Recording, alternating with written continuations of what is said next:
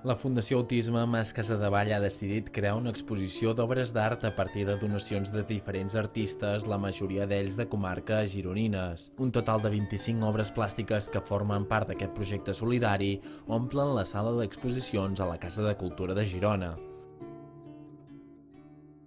Aquesta és una ciutat solidària, és una ciutat generosa, és una ciutat que col·labora i que és sensible i que una mostra de la sensibilitat s'expressa en l'estimació cap als altres i els esforços dels altres.